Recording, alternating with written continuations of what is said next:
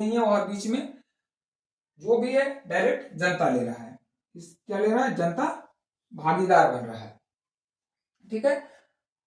ये जो छोटे छोटे कंट्री होते हैं वो उसी में संभव है, बड़े कंट्री में नहीं संभव है, क्योंकि बड़े कंट्री में जहां भारतीय, अगर इंडिया को देखा जाए, भारत को, तो लगभग 1.5 अरब जनसंख्या है।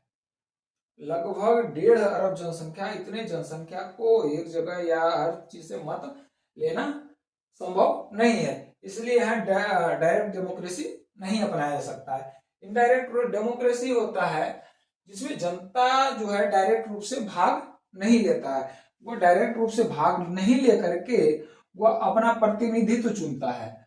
अपना क्या चुनता है? प्रतिनिधि चुनता है। प्रतिनिधि जिसको कहा जाते हैं रिप्रेजेंटेटिव।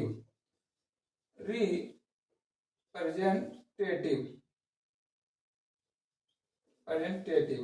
रिप्रेजेंटेटिव रिप्रेजेंटेटिव अपना प्रतिनिधित्व चुनता है।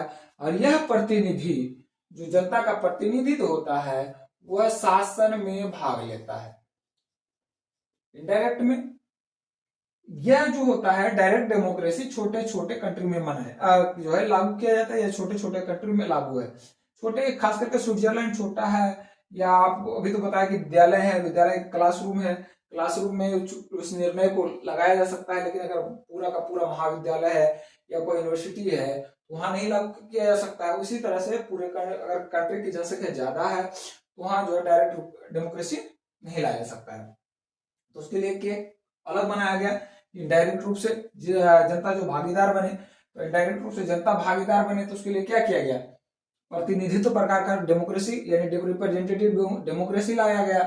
रिप्रेजेंटेटिव डेमोक्रेसी में जनता के द्वारा चुने गए प्रतिनिधित्व, ये क्या होता है? चुने गए, ये चुने गए प्रतिनिधित्व। इसका जो चुनाव होता है डायरेक्ट रूप से जनता के द्वारा होता है। इसका जो चुनाव होता है डायरेक्ट या इनडायरेक्ट रूप में भी होता है। डायरेक्ट प्लस इनडायरेक्ट रूप में होता है चुनाव। इनडायरेक्ट रूप में, अब इसमें जो इनडायरेक्ट डेमोक्रेसी होता है मुख्यतः 2 सदन वाला होता है। 2 सदन वाला होता है। एक होता है लोअर हाउस, एक क्या होता है? Lower house. एक होता है upper house. Upper house, upper house, lower house का जो सदस्य का चुनाव होता है वह डायरेक्ट रूप से होता है, डायरेक्ट। और अपर हाउस का जो सदस्य का चुनाव होता है इनडायरेक्ट होता है, इनडायरेक्ट।